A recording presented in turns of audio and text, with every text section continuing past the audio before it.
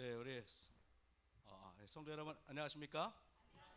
네, 우리 제가 이제 요한복음에 대해서 사실 작년인가 재작년인가 제가 강의를 했었는데요. 그때 파워포인트를 엄청 열심히 만들었는데 이게 하나도 안 보인 겁니다. 그래서 제가 이거를 다시 편집하면서 이제 파워포인트를 좀 잘 나오니까 여러분들에게 좀 아까워가지고 다시 했습니다. 자, 우리 이것은 우리 중국인데요. 우리의 좀 아름답죠, 여러분. 참 천연계가 너무나 아름다운 것 같아요. 어, 네, 우리 이 중국의 아마 이 장가계 쪽인데 제가 여기 가봤더니 정말 좋더라고요. 사람들이 그러더라고요. 금강산을 본 다음에 장가계를 보면은 감동이 있는데 장가계를 본 다음에 금강산 가면은 볼 게 없다고 얘기할 정도로 아름답습니다. 아, 자, 우리 요한복음에 대해서 여러분에게 말씀을 좀 드리겠습니다. 우선 이게 잘 안 먹히는 이유가 뭐죠? 예, 우리 신약 성경은 기본적으로 제일 중요한 거는 사복음서입니다.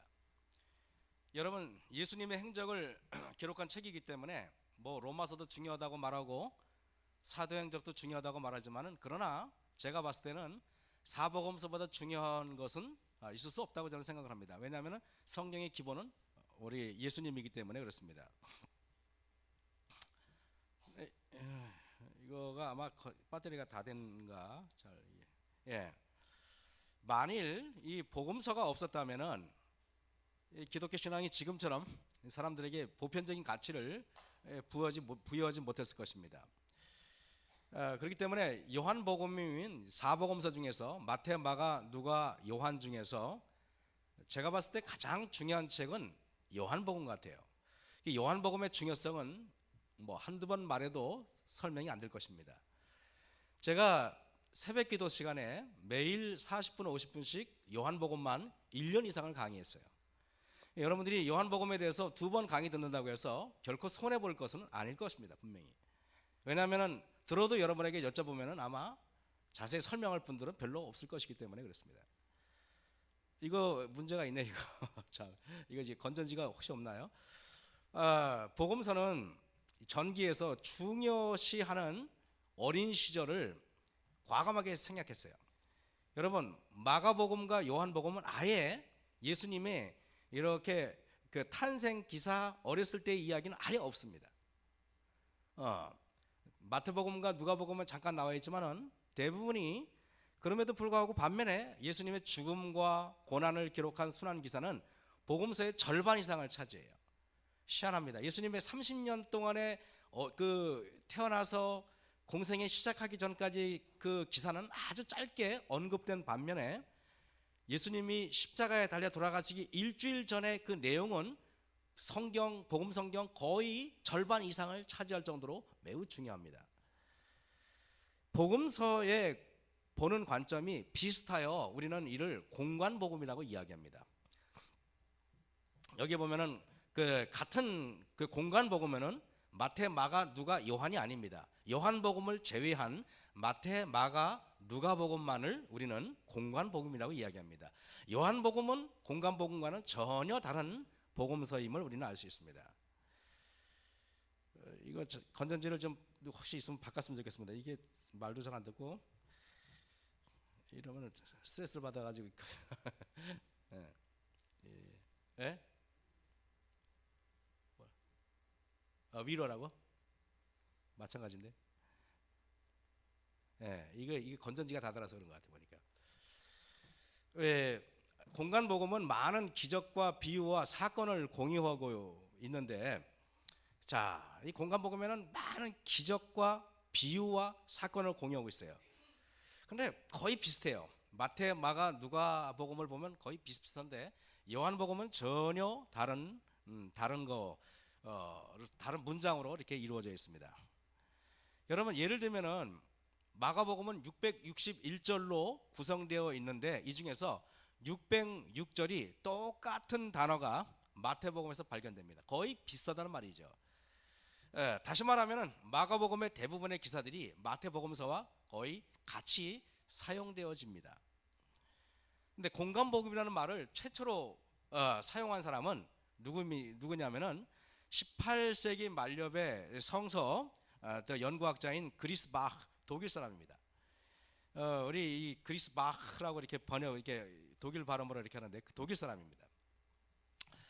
보통 요한복음은 그러면은 공간복음인가? 아닙니다. 보통 공간복음은 AD 55년에서 70년에 기록되었다고 보는데 요한복음은 95년에서 100년 사이에 기록돼서 무려 5, 60년 이상의 편차를, 그러니까 차이를 두고 있습니다.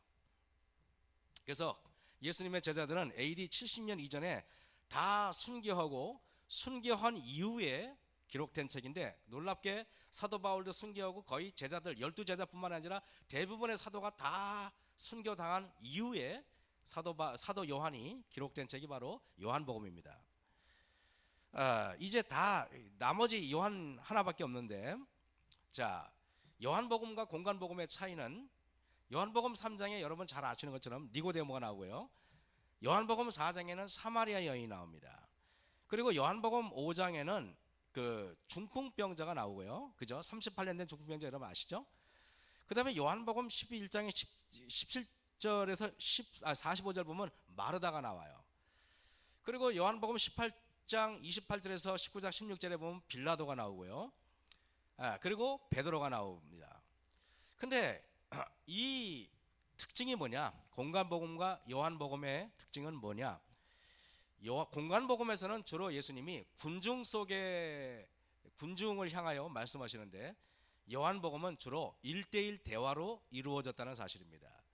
근데 여기에 빌라도나 마르다나 여기 베드로는 군중 속이지만은 군중 속에서 1대1로 대화를 하는 장면이 나와 있어요.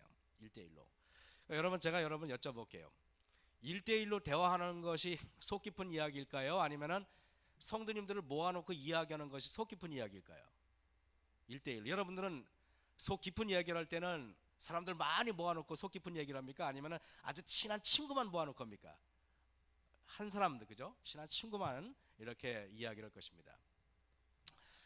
요한복음을 읽어보면은 한 사람 한 사람에게 속삭이듯이 각자의 문제들이 해결되는 것을 느낄 수 있는 신비한 책이 요한복음입니다. 요한복음은 우리가 생각하는 것보다 훨씬 더 중요합니다. 그래서 니고데모, 사마리아 여인, 중풍병자, 소경된 자 등 각자의 다양한 죄의 문제가 해결되는 책이 바로 요한복음입니다.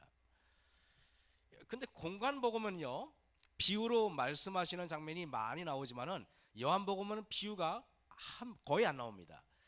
여러분들 볼 때는 요한복음 10장이나 15장에 참포도나무 이야기가 나오지만은 이거는 비유가 아니라 풍류에 가깝습니다. 비유와 풍류는 다릅니다. 그것이. 자, 그러면 요한복음에서는 공간복음과 다르게 생략된 것이 무엇일까를 좀 보겠습니다. 첫째, 요한복음에서는요, 예수님의 탄생 이야기가 기록되어 있지 않습니다.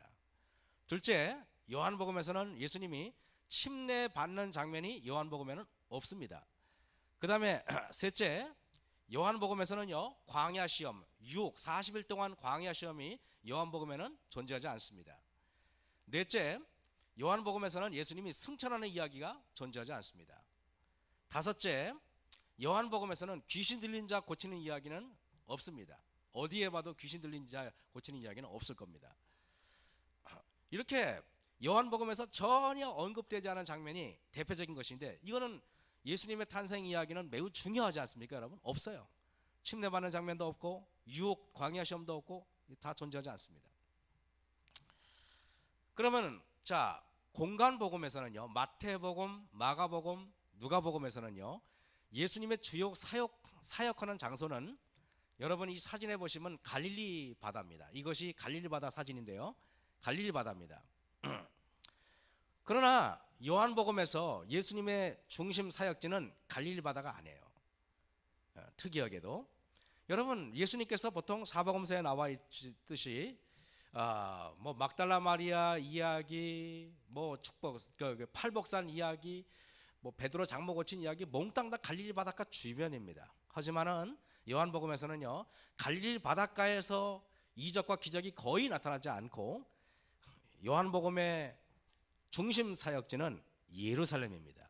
예루살렘이 중심 사역지예요. 이것이 여러분 갈릴리 바다입니다. 여러분 참 좋죠, 그죠? 여러분 봄이 되니까 좋습니까? 아니면 더워질까봐 걱정이 되십니까? 좋아요?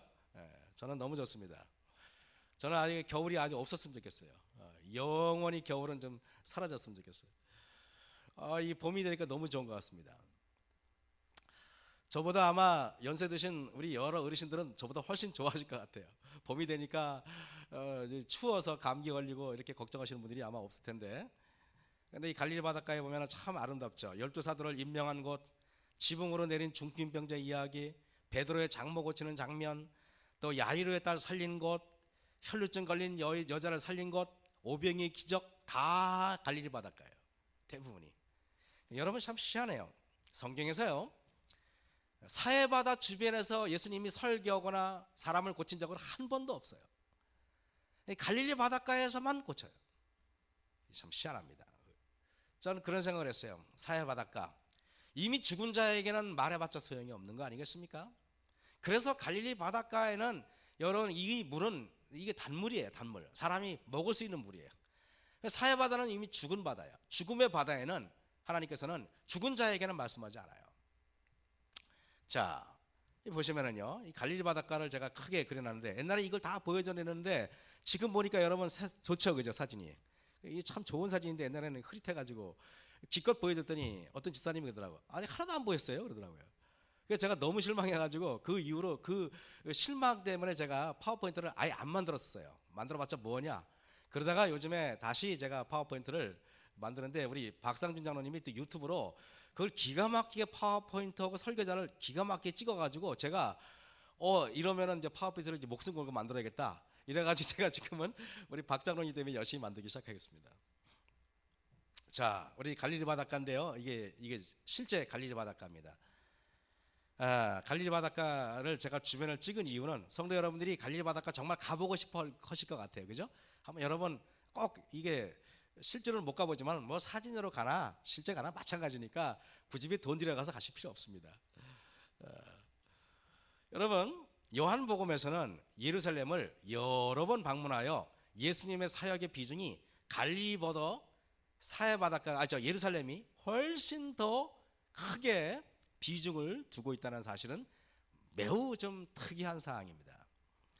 이것이 예루살렘입니다. 제가 볼 때는 뭐 마석이 좀 더 아름다운 도시가 아닌가 생각이 됩니다. 자, 우리 이 예루살렘 여러분 보시면은요, 예루살렘입니다. 성전터 보이시죠? 자, 그러면은 도대체 요한복음은 왜 기록이 되었을까? 요한복음 20장 30절에서 31절에 보면은요, 예수께서 제자들 앞에서 이 책에 기록되지 아니한 다른 표적도 많이 행하셨으나 오직 이것을 기록함은 너희로 예수께서 하나님의 아들 그리스도이심을 믿게 하려 함이요, 첫 번째 목적입니다. 두 번째 목적은 또 너희로 믿고 그 이름을 힘입어 생명을 얻게 하려 함이니라 그랬습니다. 이것이 요한복음의 기록 목적이라고 기록되어 있어요. 첫째 뭐라고요? 너희로 예수께서 하나님의 아들 그리스도이심을 믿게 하려 함, 요게 첫 번째 목적이에요. 두 번째는 뭐라고요? 생명을 얻게 하기 위해서. 그러면은 다른 공간복음과 다르게 요한복음의 특징 중에 하나가 뭐냐? 생명이라는 단어가 굉장히 많이 나와 있어요. 그래서 여러분 요한복음에는 요한복음을 어떤 책이라고 규정짓냐? 저한테 물어보면 저는 이렇게 말해요. 그 책은 생명의 책입니다. 이렇게 말씀드릴 수가 있어요. 생명에 대해서 엄청 많이 언급되어 있기 때문에 그렇습니다. 여러분, 예수님을 직접 경험한 사람들은, 즉 신앙 1세대들은 이제 사도와 70명의 제자들, 마가의 다락방에 모였던 120명의 무리들은 거의 다 무덤 속으로 들어갔고, 즉 예수님을 직접 경험한 신앙 1세대가 다 죽고 요한만 남았습니다. 아무도 없어요. 그렇기 때문에 그 예수님의 70명의 제자들도, 마가와의 다락방에 모였던 사람도, 사도 바울도, 모든 제자들은 이미 유명을 달리한 지 이미 수십 년이 지났고 달랑 요한만 남았어요. 그 요한도 이제 반모섬으로 유배당했어요. 여러분, 요한이 어떤 마음일 거예요? 이제 자기 눈으로 직접 예수님을 본 마지막 사람이 바로 자기예요. 예수님의 숨결을 느끼고 예수님의 호흡을 느끼고 예수님을 만져본 사람은 자기밖에 없는 거야. 이 요한은 여러분 이럴 때 요한은 어떠한 목적으로 글을 썼을까요? 이러면은 내가 예수님을 직접 만져보지 않고 그분을 직접 대면하지 않더라도 그분을 믿게 할 수 있는 그 목적을 가지고 썼을 거다, 이런 생각이 드는 것입니다. 그래서 예수님을 알던 자들과 모르는 자들의 마지막 산 연결고리, 이 요한이 산 연결고리였던 예수님의 가장 사랑받던 요한의 임박한 죽음의 상황 직전에 기록됐습니다. 그래서 어떤 학자들은 말하기를 요한복음은 요한계시록보다 더 나중에 기록되었을 것이다 라고 말하는 사람도 있습니다.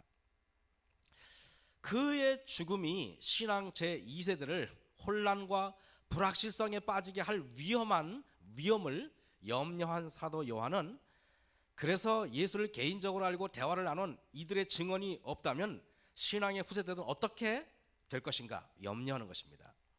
어떻게 하면 그들에게 신앙의 제1세대가 없어도 신앙을 하는데 지장이 없게 할 것인가를 염두에 두고 기록한 책이 뭐라고요? 요한복음입니다. 여러분, 이것이 지금 예수님의 그 뭡니까? 못자국과 창자국을 봐야만 믿겠다고 주장한 사람이 누구였습니까? 도마입니다. 지금 여기 들여다보고 있는 이 머리 짧은 사람이 이게 누구예요? 이게 도마입니다. 도마. 도마에게 요한복음 20장에 이르시되 내 손가락을 이리 내밀어 내 손을 보고 내 손을 내밀어 내 옆구리에 넣어보라. 그리하여 믿음 없는 자가 되지 말고 믿는 자가 되라. 예수께서 가라사대 때 너는 나를 본고로 믿느냐? 보지 못하고 믿는 자들은 복되도다 그랬습니다. 요한복음의 기록 목적이 뭡니까? 이제 예수님을 직접 봤던 사람들이 다 사라지기 때문에 요한복음은 뭘 강조하냐면 안 보고 믿는 것이 귀하다는 것을 안 보고도 믿게 할 수 있는 그런 목적으로 기록된 책이 뭐라고요? 요한복음인 것입니다. 요한복음의 기록 목적, 아까 얘기했죠? 오직 이것을 기록하면은 첫 번째, 너희로 예수께서 하나님의 아들 그리스도이심을 믿게 하려 함이요. 어떻게? 안 보고도 안 듣고도 그분을 안 만져보고도 그분을 안 만나고도 예수님이 하나님의 아들 그리스도이심을 믿게 하는 것이 첫 번째 목적입니다. 두 번째는요, 너희로 믿고 그 이름을 힘입어 생명을 얻게 하려 함이라. 생명을 얻는 목적이 두 번째 목적입니다. 이건 매우 중요한 목적이에요. 그래서 요한복음에서 말하고 싶은 것은 예수님을 직접 뵙거나 접촉이 없어도 그분을 믿고 우리의 모든 행동에서 신뢰할 수 있어야 함을 말씀하시는 것입니다. 여러분, 그때야 무덤에 먼저 왔던 그 다른 제자들도 들어가 보고 믿더라. 여러분, 저희는 성경에 그가 죽은 자 가운데서 다시 살아나야 하리라 하신 말씀을 아직 알지 못하더라 그랬습니다. 무덤에 들어가서 눈으로 뵈어야 믿었던 것은 그들이 믿음이 없었기 때문이에요. 요한은 이것을 간구하지 않았습니다. 왜냐하면 앞으로 자기마저 죽으면 이제 산 연결고리가 끊어지기 때문에 안 보고도 예수님을 믿게 만드는 것이 요한복음의 제일 큰 목적이었어요. 그래서 여기 보시면은요, 사도 요한이 정말 강조하고 싶었던 것은 다시 누누이 강조하지만은 예수님의 음성을 직접 듣지 못했고 그분의 모습을 직접 보지도 않았지만은 하나님의 말씀만 가지고 그분을 믿는 사람들에게 하나님의 놀라운 축복이 있을 것을 강조한 책, 요한복음입니다. 어쩌면 저와 여러분들도 예수님을 직접 뵐 수는 없지만은 우리가 하나님 말씀으로 그분을 뵙고 하나님 말씀으로 그분을 접촉하고 하나님 말씀으로 그분을 믿고 있잖아요, 그죠? 그렇기 때문에 이걸 중요성을 강조하는 것입니다. 마태복음 8장 2절에 보면은요, 이래요. 이 공간복음, 요한복음 외에 마태복음, 마가복음, 누가복음에서는요, 거의 모든 치료는요, 예수님이 이렇게 신체적인 접촉이 이루어지는 것을 우리는 알 수 있어요. 한번 보겠습니다. 마태복음입니다. 자, 한 문둥병자가 나와 절하고 가로되 주여 원하시면 저를 깨끗게 하실 수 있나이다 하거늘 예수께서요 어떻게 합니까? 손을 내밀어요. 손을 내밀어 저에게 대어 이렇게. 그렇지 않습니까? 신체적인 접촉이 있어요, 없어요? 있잖아요. 가라사대 내가 원하노니 깨끗함을 받으라 하신데 그의 문두병이 깨끗하여진지라. 신체적인 접촉이 치료에 매우 중요한 매개체가 됨을 성도 여러분께서는 아실 수 있을 것입니다. 마태복음 8장 14절에서 15절을 보시면은요, 예수께서 베드로의 집에 들어가사 그의 장모가 열병으로 앓아 누운 것을 보시고, 또 보시면은 그의 손을 뭐라고요? 만지시고, 그의 손을 만지시고, 그러니까 만지시니까 열병이 떠나갑니다. 신체적인 접촉이 중요합니까? 중요합니다. 마태복음 9장 18절에서 25절 보면은 혈루증 여인이 예수님의 옷자락을 만지는 십자절칙이 있어요, 없어요? 그 여인이 간절한 마음으로 예수님의 옷자락에 손을 닿으니까 나야 안 나요? 나오죠. 그게 마태복음 9장에도 나오지만은 마가복음 5장에도 나오지 않습니까, 여러분? 나와요. 마태복음 9장 25절에도 보면은요, 무리를 내어보낸 후에 예수께서 들어가사 소녀의 손을 이렇게 잡으심에, 만져야 안 만져야? 잡으심에 일어나는지라. 신체적인 접촉이 중요한 매개체 역할을 합니다. 여기도 보면 여러분, 예수님이 이렇게 물 위로, 바다 위로 걸어오시니까 베드로가 예수님, 저도 물 위를 걷게 해주세요 그랬어요. 예수님께서 말씀하시기를 물 위로 걸어와라 그랬어요. 물 위를 걸어오다가 자기가 너무나 엄청난 행동을 하는 것입니다. 그래가지고 뒤에 있는 한심한 제자들을 보면서 뽐내고 싶었습니다. 뒤를 뽐내고 보자마자 파도가 있어가지고 예수님이 안 보이니까 바로 물에 빠져들어갔습니다.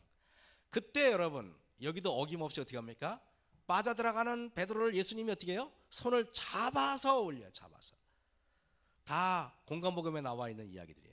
여기 보시면은 마태복음에 보면은 예수께서 즉시 손을 내밀어 저를 붙잡으심에, 그렇게 가르칠 때 믿음이 적은 자여 이렇게 말합니다. 여러분, 누가복음 4장 40절에도 해 질 적에 각색병으로 앓는 자 있는 사람들이 다 병인을 데리고 나오면 예수께서 일일이 여기 보니까 그 위에 손을 얹으사 그랬습니다. 마태, 마가, 누가복음은 항상 예수님이 치유할 때는 어떻게 합니까? 손을 내밀어서 신체적인 접촉이 이루어짐을 여러분들은 확인할 수 있을 것 같아요. 그죠? 항상 손을 내밀어요. 이것이 공간복음의 특징입니다.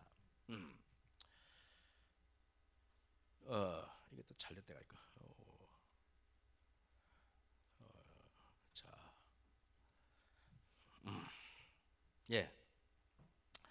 그리고 이거 예수께서 누가복음 5장 13절 보시면은요, 손을 내밀어, 우리 손을 내밀어 저에게 대시며 가라사대 때 내가 원하노니 깨끗함을 받으라 하신데 문두병이 곧 떠나니라. 여러분, 손을 내밀고 만지고 이런 장면이 성경에 많이 나오죠, 그죠? 이것은, 근데 지금 여러분들은 이런 말씀만 있으면 우리들은 그럼 우리는 예수님이 직접 내 손을 내밀지 않고 그러면 나는 고침을 받지 못할 것인가? 이렇게 우리가 한편으로는 또 생각할 수 있는 것입니다. 그 다음에 또 그 다음, 됐습니까? 주십시오. 이제 앉아.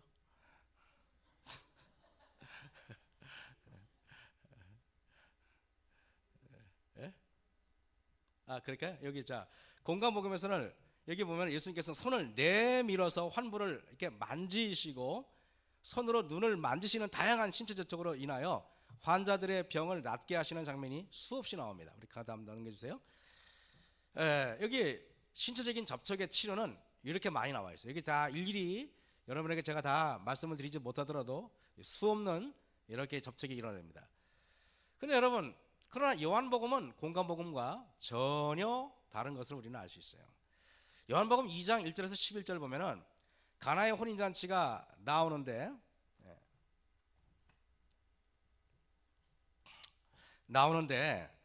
여기 잔치집에 포도주가 모자랍니다. 그래서 물로 포도주를 바꾸는데 예수님께서 여러분 포도주의 항아리를 담은 다음에 거기다가 물을 집어넣고 손으로 휘휘 쥐었었나요? 아무런 행동도 하지 않았어요. 뭐라고 말합니까? 그냥 믿음으로 그냥 말씀으로 됐어요. 이것이 특징입니다. 여러분 요한복음에 보면은요, 예수께서 다시 갈릴리 가나에 이르시니 전에 물로 포도주를 만드신 곳이에요.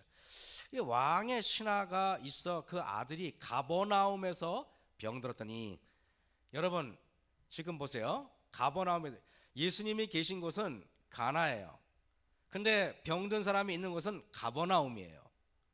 그 거리가 얼마냐 하니까 25.6km입니다. 25.6km.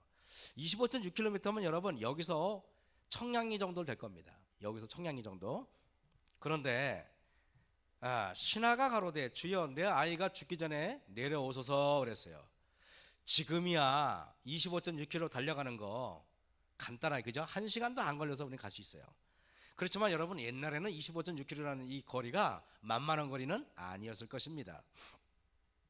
그때 내 아이가 죽기 전에 내려오소서. 예수께서 가랐을 때 내 아들이, 예수께서 가랐을 때 가라 내 아들이 살았다 하신데, 그 사람이 예수의 하신 말씀을 믿고 그냥 가요. 예수님이 가지도 않으셨어요. 예수님은 가나에 계시고 환자는 가버나움에 있어요. 근데 예수님은 전에 가보지도 않았어요. 요한복음 4장 51절에 보면은 내려가는 길에서 그 종들이 오다가 만나서 아이가 살았다 하거늘, 여러분 예수님이 신체 접촉도 없었는데 아이가 고침을 받았습니까? 받았어요.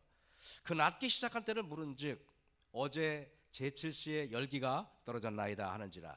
아비가 예수께서 내 아들이 살았다 말씀하신 그때인 줄 알고 자기와 그 온 집이 다 믿으니라 그랬습니다. 여러분 신체 접촉 없어도 예수님께서 하늘에 계셔도 여러분이 기도하면 여러분의 기도가 응답이 됩니까? 응답이 되는 것입니다. 그래서 여기 보면은 요한복음 5장 8절에서 9절에 보면은 예수께서 가라사대 때 일어나 내 자리를 들고 걸어가라 하시니 그랬어요. 예수님이 이때 38년 된 중풍병자를 손으로 이렇게 세운 적도 없고요, 아니면 그 환부를 만져주신 적도 없고 아무런 것도 안 했어요. 근데 예수님께서 하신 말씀은 뭡니까? 가라사대 때 일어나 내 자리를 들고 걸어가 이렇게 말했습니다. 그랬더니 믿음대로 하니까 걸어가니까 낫어요. 요한복음의 특징입니다. 여러분 또 여기 여러분들이 이렇게 항변을 저한테 이렇게 질문을 주실 수가 있어요. 어떻게 질문하냐면은, 아니 요한복음에는 신체 접촉이 없다 그러는데 이거 보세요. 여기에 요한복음의 9장에 보면은 나면서 소경된 자가 예수님께 왔을 때 그때 땅에 침을 뱉어 진흙을 이겨 그의 눈에 바르시고 그랬는데, 이거는 어떻게 된 일이냐 이렇게 말했어요. 예수님이 진흙을 이겨서 눈에 발랐잖아. 신체 접촉이 있었는데 이건 어떻게 설명할 건지 한번 설명해 보세요 라고 저한테 얘기할 수 있을 겁니다. 근데 여러분 이때 낫다는 말이 없어요. 이르시고 그 다음에 실로암 못에 가서 씻어라 그랬어요. 근데 예수님의 말씀을 듣고 이 사람이 순종해서 실로암 못까지는 한 1km 남짓한 거리인데, 여러분 이 시각장애인이 1km를 걸어간다는 것은 그 당시 여러분 매우 힘든 일이야. 매우 힘든 일이야. 근데 여러분 그냥 걸어간 것도 아니고 한번 보세요. 진흙을 이겨가지고 눈에 발랐어. 사람들이 볼 때 깔깔대고 웃지 않겠습니까? 저게 뭐야 저게 저 꼴사납게 저게. 근데 그 말을 믿고 순종해서 가서 내가 그 말씀대로 순종해서 씻으니까 낫는 것입니다. 말씀대로 순종하면 낫는 것입니다. 달라요 이게. 여러분 그래서 아까 얘기했지만은 이게 우리가 나사로가 무덤에서 나오도록 부름을 받은 것은 예수님께서 멀리 떨어져서 내린 명령에 의해서 이루어졌는데요. 우리 요한복음 11장에 나오잖아요. 그때 나사로야 나오느라 그랬지 나사로를 무덤에 가서 끌어내지 않고 말씀으로만 했는데 나사로가 무덤에서 나온 장면을 여러분들이 목격할 수가 있는 것입니다.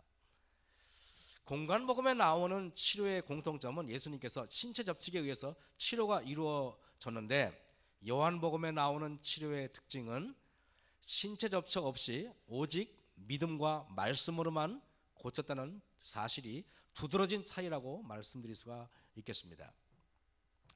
여러분 우리가 이제 요한복음의 그 이적 중에 하나가 모든 예수님의 말씀으로 치료가 예수님의 말씀으로 이루어진 것은 사실이지만은 그러나 그 이적이 일어나기 전에는 예수님께서 요구하시는 모든 명령을 순종해야만 기적이 일어난다는 또 사실을 우리는 깨달을 필요가 있는 것입니다.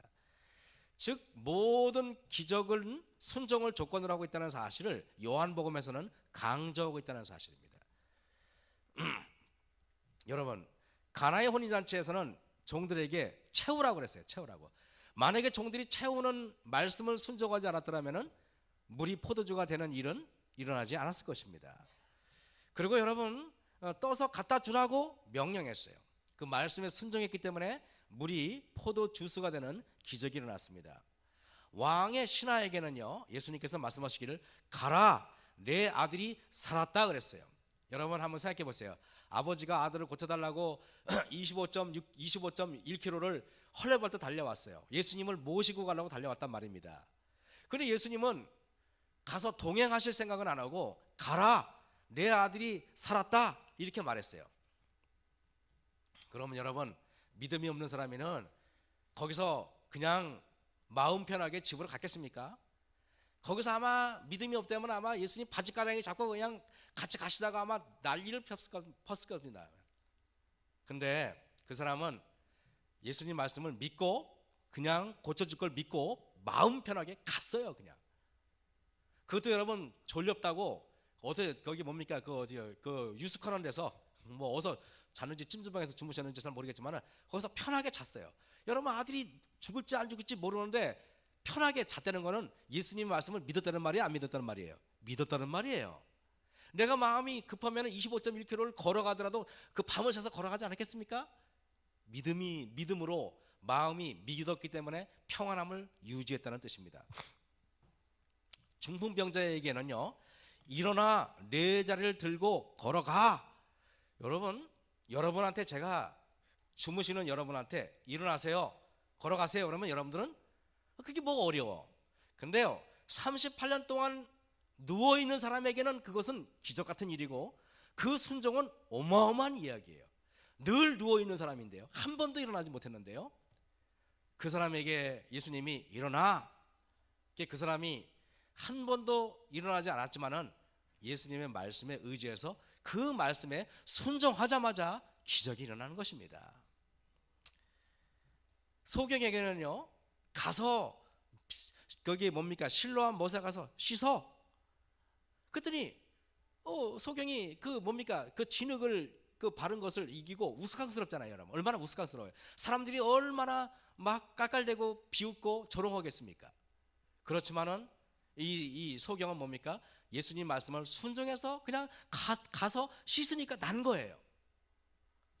모든 기적의 조건은 그 명령하심을 순종할 때 이루어진다는 사실인 것입니다. 여러분 요한복음이 주는 중요한 교훈은 첫째, 성경 말씀은 예수님을 대면하는 것과 똑같은 능력이 있다는 사실입니다. 그 말씀이 내가 예수님이 직접 내 앞에 계시지 않더라도 내 집에 계시지 않더라도 하나님 말씀인 이 성경 말씀이 내 앞에 있고 내가 이 말씀을 읽는 한 예수님은 내 앞에 계신 것입니다. 이것이 바로 예수님께서 우리에게 주신 놀라운 교훈인 것입니다. 두 번째는요, 예수님께서 명령하시는 모든 명령은 반드시 순종해야만 놀라운 치유의 기적이 일어나도록 되어 있다는 사실을 예수님께서는 우리에게 보여주기를 원하셨다는 것입니다. 요한복음의 기록 목적 다시 한번 반복합니다. 첫 번째, 오직 이것을 기록하면은 너희로 예수께서 하나님의 아들 그리스도이심을 믿게 하려 함이요, 안 보고도 믿게 하려 함이요 그랬습니다. 그리고 여러분 두 번째는 보면은 너희로 믿고 그 이름을 힘입어 생명을 얻게 하려 함이니라 그랬습니다. 생명을. 자, 밖에 있는 사람 빨리 들어오세요. 그 다음에 우리가 보면은요 이렇습니다. 예수님께서는 하늘로 올라가시고 이 땅에 계시지 않는데 어떻게 실제적으로 예수님께서 우리에게 생명을 주실까? 하나님께서 우리에게 보여주신 놀라운 일이에요. 안 보여도 아까 얘기했지만 가버나움에 예수님이 25.1km를 떨어져 있어요. 근데 지금 우리가 볼 때는 25.1km가 가까운 거리지만 그 당시는 산을 넘고 개울을 건너고 굉장히 그죠 꼬불한 길을 가야 되고 그런 길을 가야 되는데 직선 거리를 25.6km지만 실제로 사람이 걷는 꼬불꼬불한 길을 가면은 한 40km, 50km 될 겁니다. 꽤 먼 거리예요. 그런데 예수님이 직접 가서 환자를 대면하지 않더라도 질병이 나았어요, 안 나았어요? 나았죠. 저와 여러분이 여기에 예수님이 여러분 앞에 안 계신 것처럼 보이지만은 여러분이 두 손을 모으고 하나님께 기도하시면은 그 기도가 하나님께 응답이 되는 것입니다. 우리는 얼마나 놀라운 이치를 깨달아야 될지 모르겠습니다. 여러분, 공간복음에서는 영원한 생명을 이야기한 구절은 마태복음엔 단 2번 나와요. 영원한 생명에 대해서. 그러나 요한복음에서는요, 공간복음, 마태복음, 마가복음, 누가복음에서 영원한 생명, 생명에 대한 이야기는 달랑 2번 나오는데 요한복음에서는요, 영생이란 말, 생명이란 말, 생명의 떡이란 말, 그 다음에 생명의 빛, 생수라는 단어가 너무너무 많이 나와요. 이걸 다 기록할 수 없어도 제가 여러분에게 보면은 요한복음에 보면은 얼마나 많이 나오죠. 내가 생명의 떡이다, 내가 생명의 빛이다, 내가 생명의 샘이다. 많이 나와요, 안 나와요, 여러분? 엄청 많이 나옵니다. 여러분, 사복음서 중에서 성령의 역할을 가장 많이 설명한 책도 뭐라고요? 역시 요한복음이에요. 요한복음은 어떤 책일까요? 첫째, 생명의 책이고요. 둘째, 성령의 책이에요. 성령의 책. 성령에 대해서 여러분이 깨닫기를 원하시는 분들은 요한복음을 보시기 바랍니다. 요한복음을 보면은 성령에 대해서 여러분 깨닫게 됩니다. 그래서 여기 요한복음 1장 32절, 여기 3장, 4장, 6장, 7장 여기에 뭡니까? 성령에 대해서 나와요. 성령 하나님은 생명의 법칙이기 때문에 생명과 성령은 뗄래야 뗄 수가 없기 때문에 그런 것입니다. 그리고 요한복음 14장에서 16장은 성령에 대해서 엄청 깊이 언급해요. 무슨 말이냐? 요한복음 1장, 3장, 그 다음에 4장, 6장, 7장 여기 언급되어 있는 거 보면 여기에는 성령에 대해서 가볍게 언급을 하고요. 가볍게. 요한복음 14장, 16장은 깊이 언급해요. 우리가 복싱을 할 때 처음에 여러분 처음부터 주먹을 센 펀치를 날리는 복서는 없을 것입니다. 처음에는 뭡니까? 가볍게 잽을 날려. 가볍게 잽을 날리다가 결정적일 때 어퍼컷을 날리는 거지.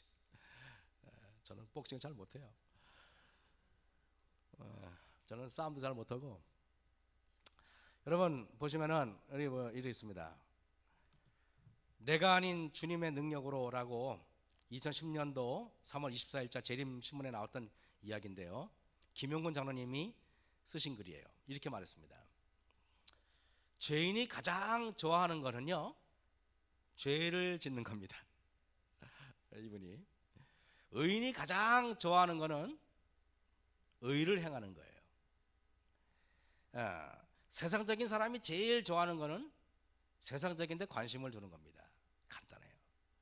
그 사람이 죄를 좋아하는 거는 죄인이기 때문에 죄를 좋아하게 돼 있어요. 죄인이 의를 행하는 것은 어렵습니다. 근데 또 의인이 죄를 행하는 건 또 어려워요. 이분이 이 말을 했는데 제가 참 명언이라고 저는 생각을 해요. 그죠? 여러분 한번 생각해 보세요. 내가 교회를 사랑하면은 교회 오고 싶고 구원 받아야 되기 때문에 어쩔 수 없이 오면은 교회 오는 것이 매우 그죠? 조금만 핑계거리만 되면은 이리 빠지고 저리 빠지고 다 빠지죠. 자, 골로새서 1장 29절에 이렇게 말했어요. 이를 위하여 나도 내 속에서 능력으로 역사하시는 이의 능력을 따라 힘을 다하여 수고하노라 그랬습니다. 요한복음에서 성령을 그처럼 강조한 이유가 요한복음에서만 성령의 사역이 뚜렷한 중요성을 가지고 나오는데요. 예수님이 십자가에 달려 돌아가시기 전에 요한복음에서는 이렇게 기록되어 있습니다. 내가 떠나가는 것이 너희에게 뭐라고요? 유익이라. 내가 떠나가지 아니하면 보혜사 성령이 너희에게로 오시지 아니할 것이요. 이런 말씀이 있어요. 그죠? 다 요한복음에 기록된 것입니다. 근데 여러분 여기 있으면 내 속에서 능력으로 역사하시는 이의 능력, 그것은 예수 그리스도께서 십자가에 달려 돌아가시고 우리에게 보내주시겠다고 약속하신 보혜사 성령님의 역사인 것입니다. 성령의 능력이 아니면은 우리의 마음은 날카롭고 불평하고 비난하고 원망하고 용서를 못합니다. 사람이 좋아 보이는 것은 약간 좋아 보이고 덜 좋아 보이는 것은요, 거듭나지 못할 바에는 다 거의 똑같습니다. 박준현 목사님은 이걸 이렇게 가르치더라고요. 우리가 거듭나지 아니하면은요, 우리는 여러분 거듭난 사람은 영의 사람이라 그러고 거듭나지 못한 사람은 육의 사람이라 그래요. 그래서 거듭나지 못한 사람은 육의 사람이라는 말은 육은 고기 육자라고 보니까 그 고기야, 고기. 그러니까 그 박진영 목사님은 이렇게 말하더라고. 우리가 거듭난 사람은 우리가 좀 거듭나지 못한 사람은 육인 육인데 그저 질긴 고기냐 부드러운 고기냐 차이일 뿐이라는 것입니다. 그 사람이 거듭나지 못하면 약간 좀 착하면은 부드러운 고기고 약간 좀 드세면은 질긴 고기야. 질긴 고기도 하늘에 못 가고 부드러운 고기도 하늘에 못 갑니다.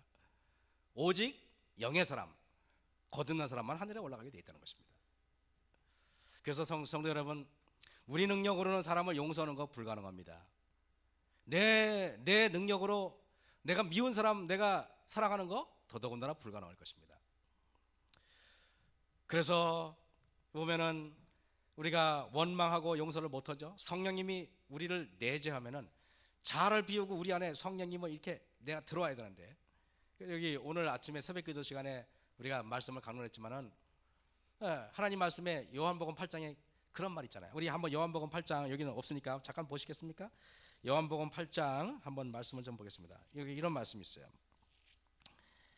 자, 우리 요한복음 8장입니다. 요한복음 8장에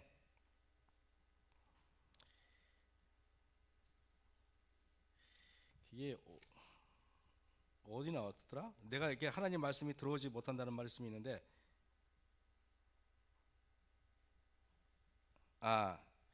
여기 37절인가요? 이런 말이 있어요. 나도 너희가 아브라함의 자손인 줄을 아노라. 그러나 내 말이 너희 속에 있을 곳이 없으므로 그랬습니다. 여러분, 우리가 자아를 버리지 않고 내 생각, 내 계획이 있는 한 하나님의 말씀이 우리 속에 뭐라고요? 있을 곳이 없어. 내 생각 속에 여러분 이런 근심 저런 근심 이런 염려 저런 염려가 있는데 하나님의 말씀이 내 생각 속에 들어올 틈이 없는 거예요. 그러니까 들어올 수가 못하는 것입니다. 뭘 설교를 들어도 여러분 우리가 컴퓨터를 쓰면 저장 공간이라는 게 있어요. 그 저장 공간이 얼마 안 되면은요 하나님의 이렇게 우리가 저장할 수가 없는 것입니다. 그래서 항상 저장 공간을 비워둬야 되는데 우리 생각은 잡다한 생각이 너무 많은 거예요. 그러니까 하나님의 말씀이 들어올 틈이 별로 없는 것입니다. 아침에 그래서 우리가 여러분 도박의 중독, 이게 라스베가스입니다. 제가 미국에 간다면 제일 가보기 싫은 동네가 이 동네면 절대 이 동네는 안 갈 겁니다. 하와이가 좋지. 17년 동안 미국에 잘 살다가 몇 년 전부터 도박에 손을 대어 집까지 날리고 이혼 직전에 있었던 한 중년 남자의 이야기인데요. 여러분, 이 중년 남자가 제가 이제 이분한테 직접 들었어요. 어느 날 어떤 분이라고 제가 말할 수는 없는데 전라남도에 사는 분이신데요. 이분이 도박을 해서 돈을 잃어버려요. 돈을 잃어버리면 그러면은 막 부인이 막 애걸복걸하면서 울면서 막 처자식들이 막 울어요. 그러면 마음속에 결심합니다. 내가 절대 이 도박에서 끊어야지. 이러다가는 정말 처자식 다 굶겨 죽이겠다. 이러고 그가 결심을 합니다. 그런데 희한하게요. 그 다음날 보면은요. 가고 싶어서 미치겠는 거야. 안 갈 수가 없는 겁니다. 그 나도 모르게 나는 내 머리로는 안 가는데 나도 모르게 어디로 가고 있냐면은 차를 몰고 라스베가스로 가고 있는 것입니다. 가면서도 내가 이러면 안 되는데 그런데 내가 가는 게 아니라 나를 누군가 끌고 가는 것입니다. 가가지고 또 돈을 다 잃어버려요. 다 잃어버리면은 오면서 울면서 온대. 울면서 막 차 타고 울면서 오면서 내가 왜 이 짓을 했나, 내가 다시는 하지 말아야지, 내가 이러면서 머리를 주워받고 그러고 와요. 다시는 안 하겠다가 또 한 몇 달, 며칠, 몇 주일을 버텨요. 버티는데 돈이 좀 생기면은 나도 모르게 또 내가 어디론가 나도 모르게 가고 있는 거예요. 이것이 여러분 끌려가는 겁니다. 우리도 도박은 아니지만은 그런 비슷한 경우가 여러분 많지 않나요? 내가 화를 내면서도 화를 내면 안 되는데 그러면서 나도 모르게 내가 내는 게 아니라 내 속에 누군가가 화를 내고 분노할 때가 있어요, 없어요? 있는 것입니다. 그래서 여기 이렇게 말해요.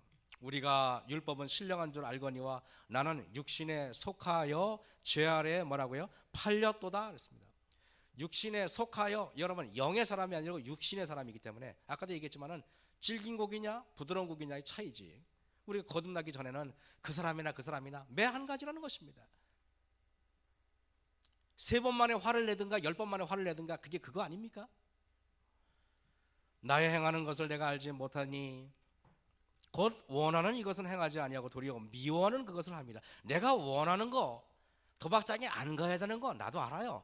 내가 도박장에 안 간다 그러면 부모님도 좋아하시고 처자식도 좋아하시고 주변 사람들 다 할렐루야 이렇게 할 텐데, 그러나 뭐라고요? 도리어 미워하는 그것을 내가 하는 것입니다. 만일 내가 원치 아니하는 그것을 하면 이를 행하는 자가 뭐라고요? 내가 아니요 내 속에 거하는 죄니라. 내가 원하는 게 아니라 내 속에 누군가가 나를 끌고 가는 것입니다. 근데 여러분 경험하셨겠지만은 저나 여러분이나 우리가 그리스도 없이 사단을 대항하는 것은 불가능합니다. 우리가 도저히 그를 이길 수가 없어요. 내 속에 거하는 죄인데 나의 결심과 나의 뭡니까? 계획으로 그것이 사단을 이길 수가 있는가요? 도박으로 끌고 가는 신보다 훨씬 강한 성령 하나님이 우리 안에 내재되어야만 이것이 가능할 것입니다. 우선 마음에 도박을 하지 않기로 강하게 결심하는 게 중요해요. 목사에게 보내는 권면 532쪽에 그런 말이 있어요. 내가 어떤 올바른 것을 결심하잖아요. 그러면 그 결심에 비례해서 성령이 충만하게, 그 결심 비례해서 성령이 우리에게 내려온다는 말씀이 있어요. 도박의 유혹이 올 때 하나님을 간절히 부르라는 것입니다. 왜냐하면 내 능력으로는 안 되기 때문에 하나님이 도와주시기 전에는 저나 여러분은 이미 실패하는 것입니다. 어차피 이 일 하나님이 아니면은 감당하기 힘들어요. 여러분 경험하셨잖아요. 자신의 무가치함을 인정하고 내가 속절없는 인간임을 저나 여러분이나 빨리 이해를 해야 됩니다. 이것이 이해가 되지 않으면 우리는 여전히 내일이나 모레나 똑같이 행동할 것입니다. 여러분, 이 하나님 말씀이 우리에게 성령으로 인도하는 매우 중요한 매개체입니다. 성경은요, 성령 하나님은 우리 속에 임하실 때, 성령의 하나님이 우리 임할 때 말씀의 수레를 타고 오신다 이 말이 있어요. 성령 하나님은 내가 성령 하나님 오세요라고 오시는 게 아니라 여러분이 말씀이 역사하게 돼 있어요. 말씀이 곧 성령 하나님의 역사하심을 여러분 가능케 하는 것입니다. 로마서 8장 1절에서 2절 보면은 그러므로 이제 그리스도 예수 안에 있는 자에게는 결코 정죄함이 없나니, 여러분 요한복음 8장에 보면 가늠한 여자가 나오는데 이 가늠한 여자가 그 옆에 있고, 그리고 이 여자를 돌로 치려고 삥 둘러 사람들이 서 있어요. 돌을 들고 서 있습니다. 그때 예수님이 머리를 이렇게 허리를 굽혀 가지고 그 둘러선 사람의 죄를 다 그들만이 아는 언어로 적습니다. 그랬더니 그들이 그걸 보고 한 명 한 명 다 도망가고 누구만 예수님 안에 남습니까? 여자만 남아요. 그때 요한복음 8장 10절에서 11절 사이에 보면은 예수님께서 이런 말합니다. 너 외에 너를 정죄한 자가 있느냐? 없습니다. 아무도 없어요. 다 도망갔어요. 나도 너를 정죄하지 아니하노니 다시는 가서 죄를 짓지 말라. 이렇게. 여러분, 그 여자가 왜 정죄함을 받지 않은지 아십니까? 예수님 안에 있었기 때문에 그것이 가능한 것입니다. 우리는요, 제가 누누이 말하지만은요, 내가 영하 20도의 날씨에 우리 김학성 지사님 댁에 가면 찜질방이 있잖아요. 찜질방, 그죠? 거기 있는데 영하 20도의 날씨에 거기에 성격이 못된 여자가 벌벌 떨고 있다가 찜질방에 들어오면 따뜻해요, 안 따뜻해요? 따뜻합니다. 아주 착한 여자가 벌벌 떨고 있다가 들어오면 따뜻해요, 안 따뜻해요? 따뜻해요. 여러분, 키가 작은 사람이 밖에 떨고 있다가 들어오면 따뜻해요, 안 따뜻해요? 따뜻해요. 키가 큰 여자가 밖에 떨고 있다가 들어오면 따뜻해요, 안 따뜻해요? 따뜻해요. 누구나 똑같은 것입니다. 마찬가지로 내가 밖에서 땀을 뻘뻘 흘리다가 차가운 데 가면은 키가 큰 사람이나 많이 배운 사람이나 못 배운 사람이나 누구든지 다 들어가면 차갑게 되는 거예요.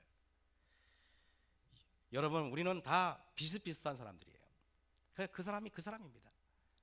평등한 사람이에요. 그리스도 예수 안에는 생명의 성령의 법칙이 작용해요. 제가 63빌딩에서 뛰어내리면은요, 아마 떨어지면은 코피 터지고 약간 다칠 겁니다, 제가. 그죠? 그런데 달나라에 가서도 그럴까요? 그렇지 않습니다. 달나라에 가면 둥둥 떠 있습니다. 맞죠, 여러분? 왜냐하면 지구에는 중력의 법칙이 작용하지만은 달에는 중력의 법칙이 작용하지 않기 때문에 그런 것입니다. 그래서 우리가 예수님 밖으로 벗어나면 그건 무조건 사망의 법칙이 작용해요. 분노의 법칙, 증오의 법칙, 질투의 법칙이 작용하게 돼 있어요. 그러나 예수님 안에 있으면 우리는 뭡니까? 생명의 법칙, 용서의 법칙, 사랑의 법칙, 온유의 법칙이 나도 모르게 작용하게 돼 있다는 것입니다. 그래서 예수님께서 말씀하시기를, 그러므로 이제 그리스도 예수 안에 있는 자에게는 결코 정죄함이 없나니 이는 그리스도 예수 안에 있는 생명의 성령의 법이 죄와 사망의 법에서 너를 해방했다 했습니다. 생명의 성령의 법과 죄와 사망의 법은 날카롭게 대립되어 있어요. 요한복음 21장 25절에 예수 행하신 이 일이 이후에도 많으니 만일 낱낱이 기록된다면 이 세상이라도 이 기록된 책을 두기에 부족한 줄 아노라. 예수님이 쓴 책을 다 기록되기 때문에 이렇게 이 책 달랑 한 권이 아니라 이런 책을 지구에 쌓아도 부족하다 그랬어요. 제가 하와이 갈 때 태평양 건너봤더니요,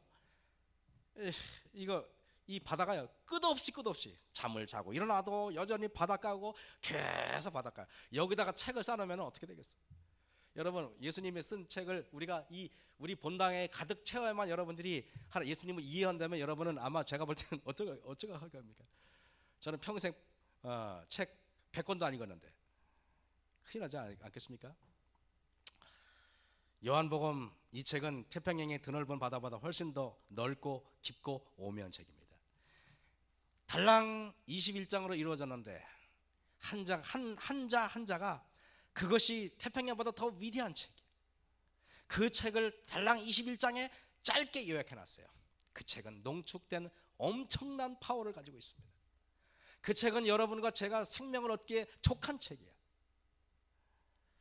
우리는 이 아름다운 책을 갖고 있는데 시간이 많이 지났네요. 이게 여러분 이 책을 그래서 너무나 쉽게 소설 읽듯이 봐서는 안 됩니다.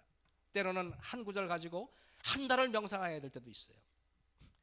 제가 여러분 마가복음을 시작한 지가 언제인데 이제 3장 이제 초반에 하고 있어요. 제가 벌써 마가복음 시작한 지 벌써 한 달 가까이 돼가고 있는데 아직도 그렇게 끝이 없는 것입니다.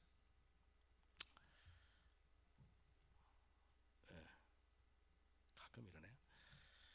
이게 제 손이 오늘 좀 이게 이제 비행기 여러분, 그래서 우리가 이렇게 말해요. 때가 오래므로 너희가 마땅히 선생이 될 터인데 너희가 다시 하나님의 말씀의 처보가 무엇인지 누구에게 가르침을 받아야 할 것이니 젖이나 먹고 단단한 식물을 못 먹을 자가 되었도다 했습니다.